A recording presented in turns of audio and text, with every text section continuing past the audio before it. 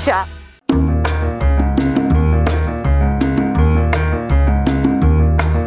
There's a saying that old is gold. Well, in Greater Jakarta, this might be true in a lot of ways.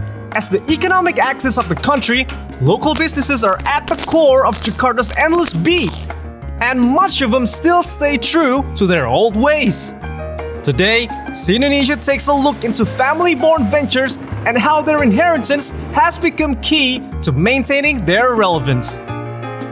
See the beauty only on Indonesia.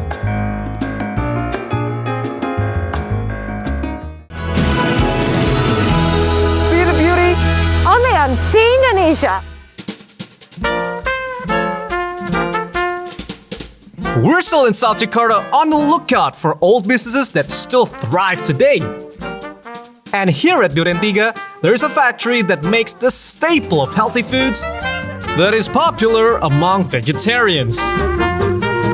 Tahu itu kadar proteinnya sama dengan daging itu hampir sama. Yes, we're talking about tofu. Indonesians love their tofu, with many kinds sold on both the streets and gourmet feasts.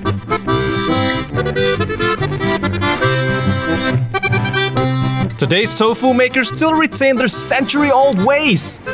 This is the art of making traditional tofu.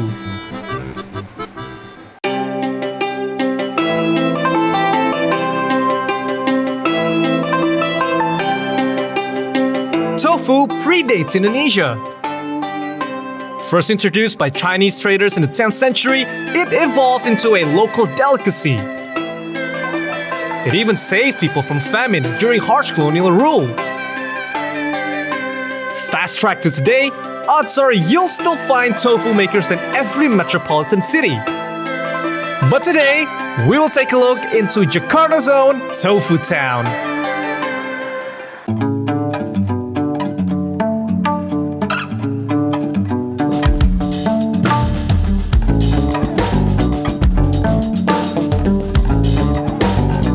Di sini kita produksi tahu, Pak. Tahu putih, tahu potong, bahkan tahu goreng gitu.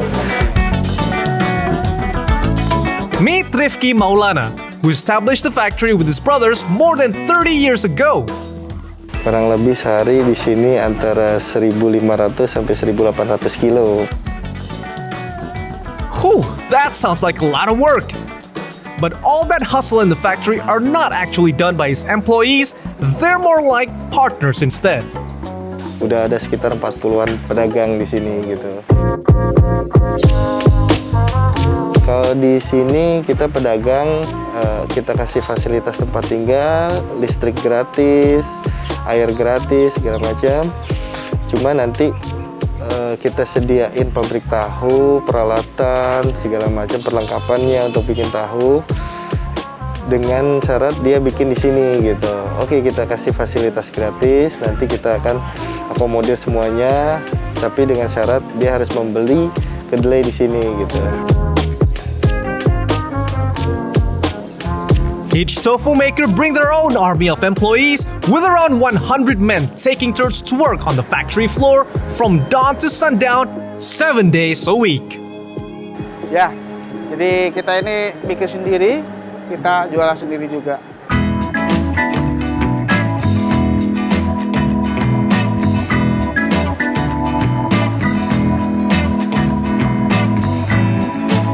Saya pertama terjun ke pabrik tahu itu sekitar tahun 89 lah, 89. Belajarnya itu dari turun-temurun. Saya, dari kakak saya, dari mertua, semua. Jadi istilahnya dari saudara-saudara juga.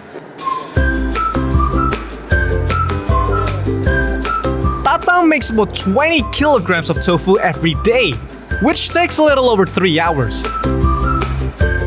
The process needs a lot of soybeans, loads of water, and jets of steam. And remember when we said this whole thing is traditional? Well, it's all about manual work. Alright, here's how it goes.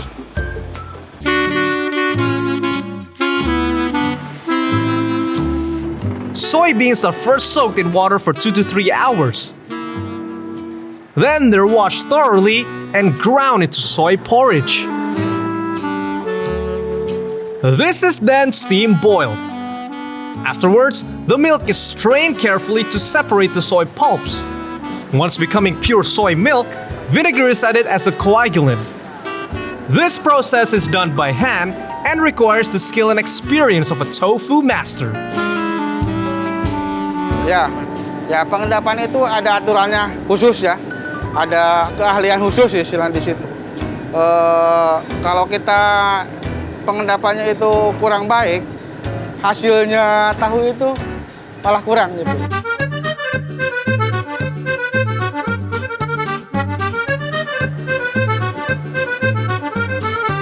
The milk condenses into a curd, which are then placed onto trays where the moisture is squeezed out.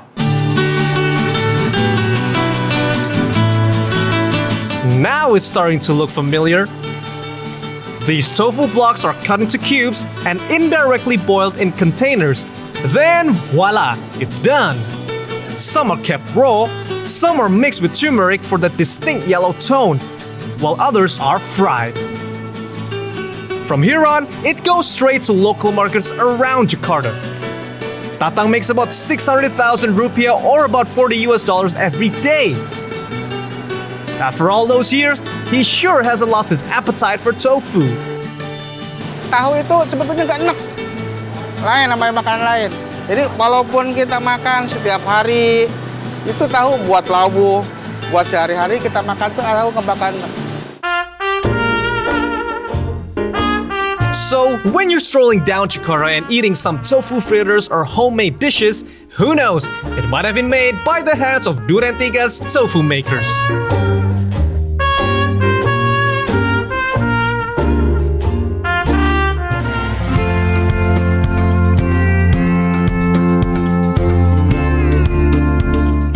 So that's a few traditional businesses in and around Greater Jakarta area. They might be small ventures, but they are the ones who really turn the wheel of our megapolitan capital.